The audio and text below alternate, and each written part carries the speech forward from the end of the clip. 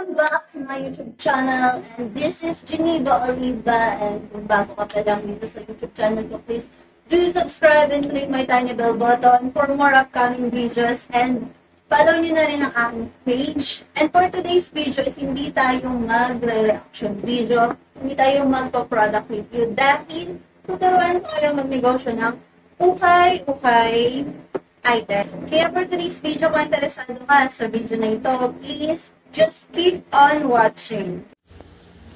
So, ito nga yung ating bundle na bubuksan. Kaya kung interesado ka sa video na ito, ay manood at magpatuloy. At syempre, huwag kalimutang mag-subscribe at pindutin ang aking bell icon. Ganoon na din pakipollow o like ng aking page. So for today's video, bibigyan ko lang ng kaunting tips at advice ang ilan dito sa aking viewers na gustong magsimula ng business na ukay. Lahat ng masasabi ko sa video na ito ay base lamang sa aking karanasan bilang isang online seller. So sa 45 kilos Korean bundle na ito ay cotton hooded jackets lahat ang laman.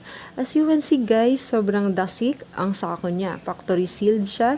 So let's see kung kikita ba tayo sa bultong ito o malulugi sa laman. Sa ukay, napaka-importante na madiskarte ka. Kailangan din sa ganitong negosyo ay handa kang sumugal. Hindi rin araw-araw ay may benta, mayroon ding tagtumal. Sipag, tiyaga, diskarte at mahabang pasensya ang kailangan sa kahit anong negosyong iyong papasukin. Ang ginagawa ko dito is sortings. Dito natin ibubukod yung goods na items na walang damage kung saan pwede natin itong presyohan ng mas mahal. Pag magsusort tayo, i-check natin kung ito ba ay may sira. Like zipper, prints, butas, stains, like kalawang or himulmol. Isi-separate natin yun. Para lang sa inyong kaalaman, ang magnegosyo ng ukay ay sobrang risky. Dito ay babase tayo sa laman ng bulto na ating bubuksan, sa quantity at sa quality. Tag-ulan at bare months ngayon, kaya naisip kong hooded jackets ang buksan. Syempre, pag maayos o maganda ang laman, jackpot ka dyan. Yes, I know ukay is a second-hand used clothing. Hindi maiwasan ang damages, kaya we should always listen our expectation. Huwag maghanap ng matags at mostly well-known brands. May mga bales o bulto lang na talaga na panalo. Swertihan po talaga ang pagbubukas ng bulto. Huwag niyo po sisihin ang mga supplier, seller ng bulto kung sealed po yan ng inyong bilhin. So, para ito sa mga newbie na wala pang idea sa ukay business. Ayan, kung plano nyong magbukas ng ukay bulto, panoorin nyo muna ang video ko na ito. Ukay tips sa mga newbie online sellers. Number 1, dapat handa kang manalo o matalo. Kasi alam naman natin sa negosyo, hindi palaging malakas ang benta, may time na malulugi ka, may time naman na mas kikita ka. Number 2, know your market. Alamin mo kung ano yung mabenta sa target customers mo. Kung tops ba, dress, bags, pants, pambata ba o pangmatanda. Number 3, know yourself. Trust yourself. Be mindful kung anong business ang pinasok mo. Kung ganitong ukay, dapat alam mong kailangan dito ay masipag, tiyaga at diskarte. Number 4, maging risk taker. Hindi natin malalaman kung di natin susubukan. And number 5, choose the best veil. Piliin mo yung bultong maraming magagandang feedbacks. Do your own research. Pwede mo ding tanungin si supplier kung ano ang best seller or magandang veil. Number 6, maging matyaga. Huwag kang agad sumuko kung walang bumibili sa'yo at tatengga na ang items mo. Kung kaya mo naman diskartehan para ma-present mo ng mas maganda, go girl, gawin mo. Kung kaya mong labhan, plansyahin, go, gawin mo yan. Number 7, power posting is the key. Dapat masipag ka mag-promote ng business mo. Take your time posting.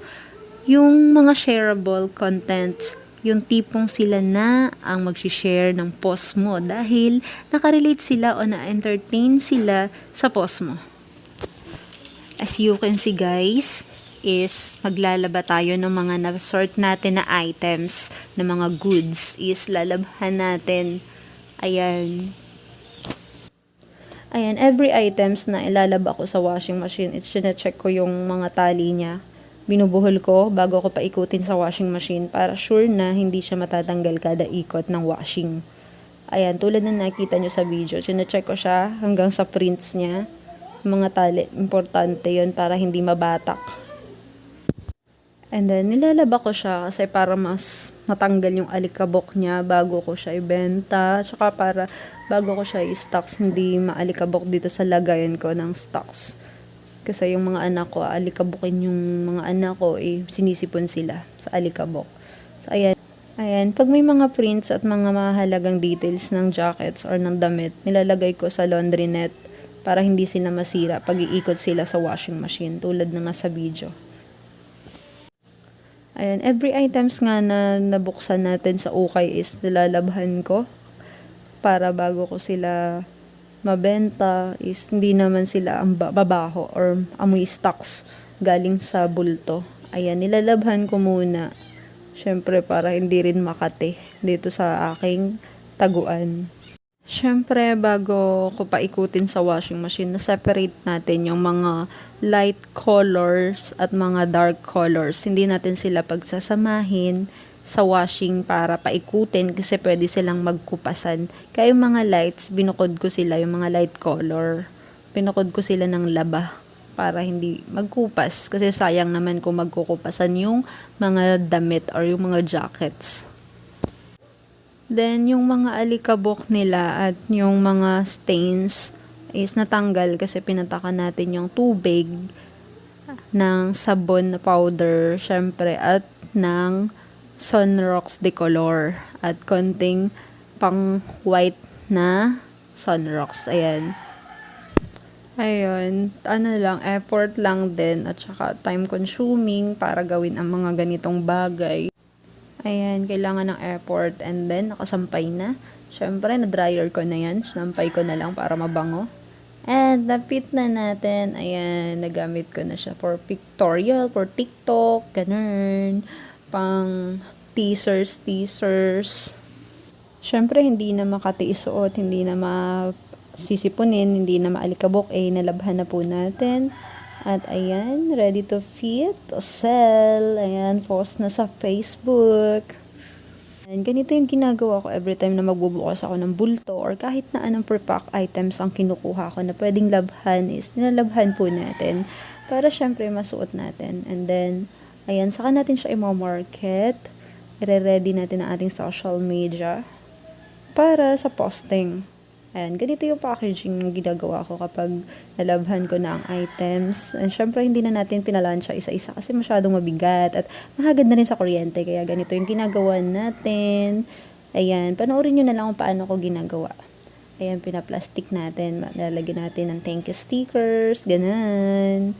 Para syempre kahit pa paano maayos naman yung items, presentable tingnan. Kahit ukay lamang siya. And then, sa posting ko is may code every items. Nilalagay ko rin yung code niya sa plastic. Ayan, sinusulatan ko ng size at code para madaling matrace kung alin yung items na orderin ng buyer. So, I made this video for you guys para magkaroon kayo ng idea. Lalo na sa mga beginners, sa ukay na wala pa pong masyadong idea. Ang pagbubukas ng bulto po ay sobrang risky. Ayan, ganyan po yung nangyari. After ko silang labhan, isort, ayan, ganyan na po. At na-plastic na nga po natin lahat ng items na napili nating goods. So, ready na po siya for posting and ready na po siyang ibenta, syempre. At pwede na rin isuot ng bibili. Ayan. So, ayan, tandaan nyo na hindi porket talo ka sa una mong bulto na binuksan ay hindi ka nauulit. Benta lang ng benta, laban lang ulit guys. Benta lang tayo and bye-bye. Thank you for watching at sana nakatulong ang video na ito sa lahat ng mga online sellers out there.